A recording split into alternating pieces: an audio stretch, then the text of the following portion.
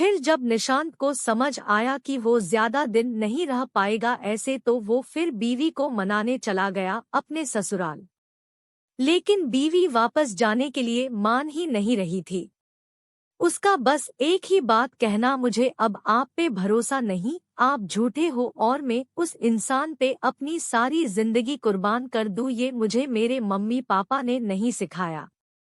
तो अब जब तक मुझे यकीन नहीं हो जाता तब तक मैं अब उस घर नहीं आऊंगी।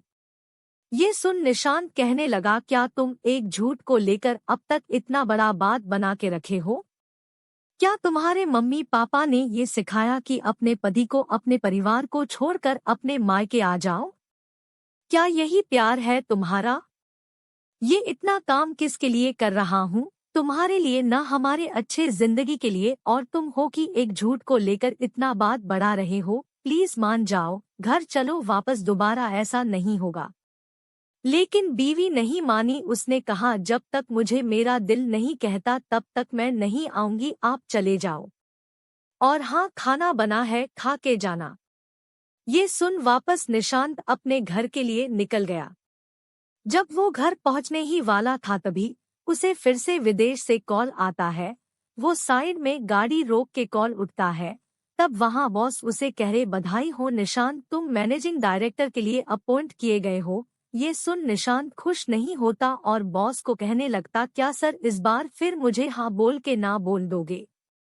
आपके उस दिन के वजह से यहाँ मेरी जिंदगी बर्बाद हो गई है और आप मुझे ये बोल रहे हो। ये सुन बॉस ने कहा, मुझे नहीं पता निशांत तुम्हारे निजी जीवन में क्या हुआ है।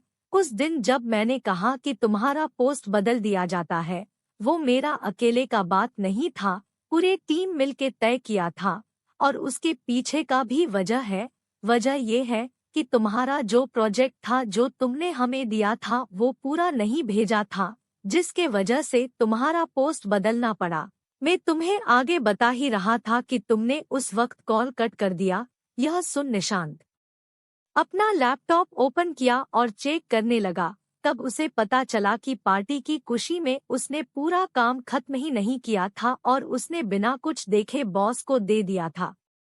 ये देख निशांत ने बॉस को सॉरी कहा और माफी मांगी। और फिर पूछा कि सर, लेकिन अभी फिर से वो पोस्ट कैसे दिया मुझे?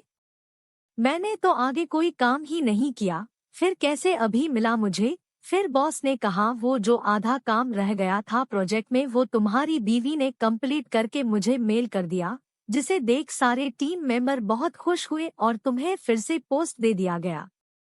ये सुन निशांत हैरान रह गया और वो सर को थैंक यू बोल, बाद में बात करता हूँ सर, ये बोल के कॉल कट कर दिया। और निशांत बहुत रोने लगा, रोते गया। जिस बीवी को वो टाइम नहीं देता था, उसे झूठ कहकर चला गया।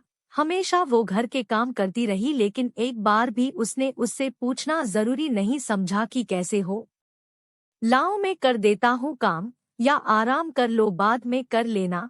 हमेशा उसे गलत समझ रहा था।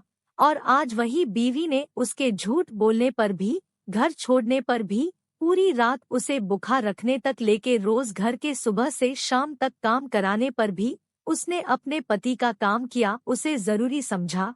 और वो भले मायके में थी लेकिन काम अपने पति का कर रही थी वहां रहकर भी, ताकि उसके पति का विदेश जाने का सपना, मैनेजिंग डायरेक्टर का पोस्ट, जी उसके पति और उसके परिवार का सपना था, वो पूरा हो सके।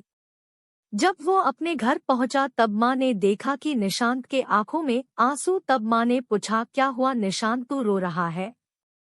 निशांत ने कहा, माँ मैं बहुत बुरा हूँ, इतना बुरा कि मैं किसी ने नजरें भी नहीं मिला सकता, खासकर अपने बीवी से। ये सुन माँ ने बोली, बेटा हम औरतें भले ही कुछ कहते न हो, जताते ना हो, इसका मतलब ये नहीं कि हम इंसान नहीं, हमारे में कोई दिल नहीं, हमें जीने का हक नहीं, हमें अपने पूरे सपने करने का हक नहीं। आज तक कभी पूछा अपने बीवी से उसे क्या पसंद है, उसका कोई सपना है, उसकी कोई ख्वाहिश है जो अधूरी है? एक बार भी बेटा तूने अपने माँ से कहा, माँ तुम आज रहने दो मैं काम कर देता हूँ? बेटा निशांत, सब कुछ पैसा ही नहीं होता, सारे सपने सिर्फ तुम्हारे ही नहीं होते, तुम्हारे पास जो अपना सब कुछ छोड़कर आई है उसके भी रहते हैं। सिर्फ ऊंचा उड़ना मत सीखो, बल्कि साथ में अपने परिवार को भी ऊंचा उड़ाना सिखाओ, जो तुम्हारे लिए अपना सब कुछ छोड़कर आते हैं। मेरा क्या है, मेरी तो उम्र हो गई है, अभी भी वक्त है, संभल जाओ। ये सुन निशांत अपने माँ के पैरों पर गिर गया और उनसे माफी मांगने लगा। साथ ही वहां खड़े उसके बड़े भाई और पिताजी भी रोने लगे। तभी माँ ने निशांत को कहा, उठ जा बेटा, उठ जा, जा और मेरी बहू को कुछ भी करके ले आ, बहुत याद आ रही है उसकी। ये सुन निशांत रोते रोते अपने ससुराल पहुंचा और अपने बीवी के सामने गिर गया। तभी बीवी, देख क्या हुआ निशांत, आप रो क्यों रहे हो, सब ठीक है न वहाँ? तुम्हें कुछ हुआ तो नहीं? कुछ बोलो निशांत, मुझे डर लग रहा है। तभी निशांत का रोते रोते कहना, जरूर पिछले जन्म में कुछ अच्छा काम किया रहेगा तो जाके इस जन्म में तुम मिले, जो अभी भी मेरी और मेरे परिवार के बारे में पूछ रही है, सोच रही है, क्यों हो तुम ऐसे, क्यों तुम मुझसे इतना प्यार करते हो, मैं लायक नहीं हूँ तुम्हारे प्यार के, मुझे मारो मारो मुझे। ये सुन बीवी के आंखों में आंसू आते बोली, निशांत मेरे तो सब कुछ आपसे शुरू होता है और आप पे ही खत्म, ऐसे कैसे आप मुझे बोल रहे हो, मारो, मर जाऊंगी लेकिन कभी आपको कुछ होने नहीं दूंगी। ये सुन निशांत बीवी को अपने बाहों में ले लिया और रोने लगा। कुछ देर बाद बीवी ने कहा कि खाना रखा है, खा लो चलो। जब निशांत खाने बैठा तो वो देखा जो भी कुछ बना था सब उसके पसंद का बना था। ये देख वो फिर से रो पड़ा और पूछने लगा, बीवी क्या है ये, तुम्हें पता था मैं फिर से आऊंगा आज? बीवी हंस के बोली, नहीं, मैं तो रोज आपके पसंद का खाना बना के रखती हूँ ताकि आप जब भी आओ आपको आपके पसंद का खाना खिला सकूं। आप जब भी आते मैं रोज बोलती खाना खा के जाना, लेकिन आपने कभी खाया ही नहीं। तब निशांत को समझा कि हमेशा बोलने का कारण ये था कि बीवी हमेशा मेरे लिए मेरे पसंद का खाना बना के रखती थी। ये सोच निशांत के आंसू रुके नहीं जा रहे थे। वो फिर बीवी को अपने पास बिठाया और अपने हाथों से उसे खाना खिलाया और बाद में उसने खुद खाया। इतना ही नहीं, जब खाना हो गया तो सारा बर्तन उसने उठ के भी रखा। ये देख बीवी रोने लगी और जैसे ही कुछ कहने जाती कि निशांत ने उसे चुप करते हुए कहा, शांत, आज से और अभी से तुम्हारे आंखों में एक आंसू नहीं आने दूंगा। और वहां बैठ गया। कुछ देर बाद बीवी ने कहा, घर नहीं जाओगे?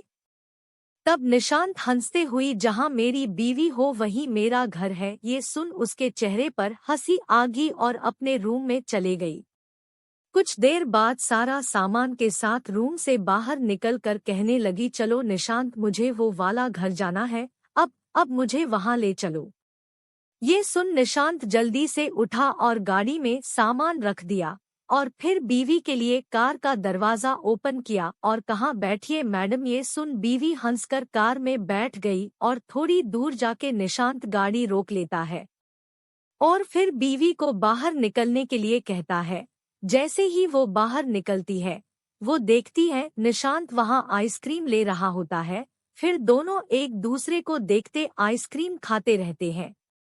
कुछ देर बाद दोनों घर पहुंचते हैं तो देखते सब घर वाले जगे रहते हैं और दोनों के लिए एक केक रखा रहता है। ये देख दोनों खुश हो जाते हैं और केक काटकर एक दूसरे को खिलाने लगते हैं। कुछ देर बाद निशांत और उसके बड़े भाई दोनों मिलके सबके सामने कहते हुए, अब से हर हफ्ते में 2 दिन हम भाई मिलके खाना बनाएंगे और वो दिन आप सभी को आराम करना होगा। ये सुन सब हंसने लगते हैं और माँ दोनों बेटों के सर पे हाथ रख आशीर्वाद देते हुए, आज मुझे मेरा परिवार फिर से मिल गया। इस तरह निशांत की हंसता खेलता परिवार, जो निशांत के एक झूठ से टूट गया था, वो फिर से जुड़ गया।